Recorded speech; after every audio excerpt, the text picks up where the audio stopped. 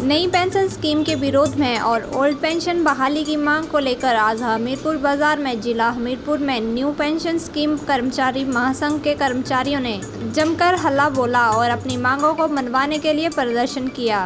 तेज धूप होने के बावजूद भी कर्मचारियों ने ओल्ड पेंशन स्कीम बहाली के लिए गांधी चौक पर काफी देर तक नारेबाजी करते हुए मुख्यमंत्री जयराम ठाकुर से जल्द पेंशन बहाली करने की मांग की है। न्यू पेंशन स्कीम कर्मचारी महासंघ प्रदेश अध्यक्ष प्रदीप सिंह की अगुवाई में बाजार में रैली निकालकर सरकार को जल्द मांग पूरी करने की गुहार लगाई गई। इस दौरान बिजली बोर्ड कर्मचारी यूनियन अध्यक्ष कुलदीप खरबाड़ा भी मौजूद रहे।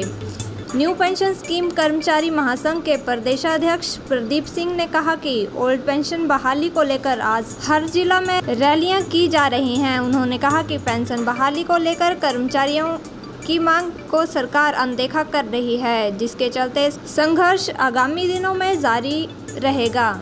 उन्होंने कहा कि अगर सरकार नहीं मानी तो पेंशन संकल्प रैलियों के बाद मानसून सत्र के दौरान शिमला में भारी संख्या के साथ बड़ी रैली की जाएगी। प्रदीप सिंह ने कहा कि राजस्थान में मुख्यमंत्री ने कर्मचारियों की पेंशन बहाल की है, जिससे पूरे देश के मुख्यमंत्रियों को एक रास्ता दिखाया है। उन्होंने कहा कि मुख्यमंत्री जयराम ठाकुर के ससुराल भी राजस्थान में हैं और वहां जाकर देखें कि किस तरह से पेंशन बहाली की गई है। उन्होंने कहा कि संसाधनों का भी खाका बनाकर कर्मचारियों ने सरकार को सौंपा, जिसमें पेंशन बहाली से सरकार को फ़ायदा होगा, लेकिन फिर भी सरकार पेंशन बहाली के लिए आनाकानी कर रही है। उन्होंने कहा कि पेंशन बहाली के लिए अधिकारियों के गुमराह करने से पेंशन बहाली में देरी की जा रही है।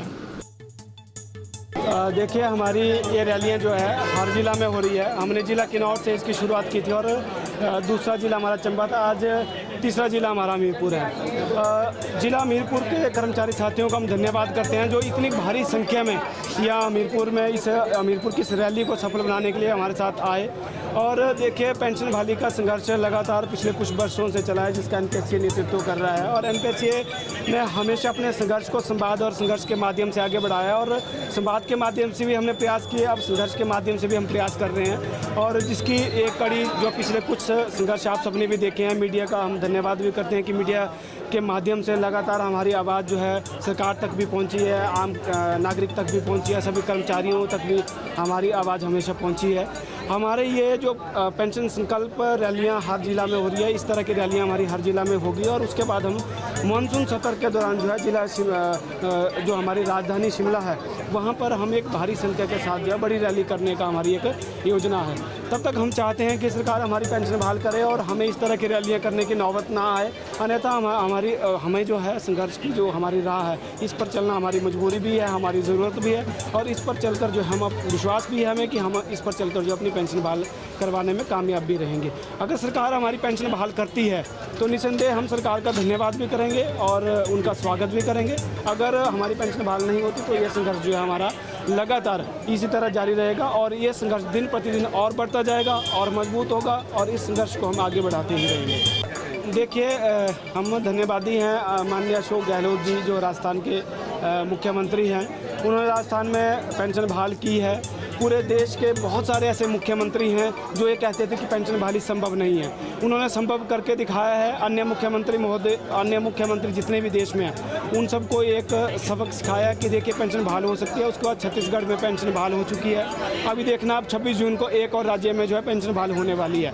माननीय मुख्यमंत्री महोदय का ससुराल राजस्थान में, हम चाहते हैं कि वो अपने ससुराल जाए और अपने ससुराल में जाकर बात करें और ये देखें कि वहाँ किस तरह से पेंशन बहाल हुई है। क्योंकि माननीय मुख्यमंत्री महोदय हमेशा ये कहते हैं कि पेंशन बहाली थोड़ा मुश्किल है और हिमाचल प्रदेश के संसाधन इस तरह के नहीं हैं। जहाँ तक बात रही संसाधनों की, तो हमने संसाधनों का भी एक खाका बनाकर माननीय मुख्यमंत्री महोदय को दिया है कि किस तरह से जो है पेंशन बहाल करने से उल्टा सरकार के रेवेन्यू को फ़ायदा पहुँचेगा, सरकार को एक अलग तरह का रेवेन्यू पहुँचेगा और लगभग 7,500 करोड़ का जो है सरकार को सीधे फ़ायदा जो है वर्तमान समय में पेंशन बहाली से होगा।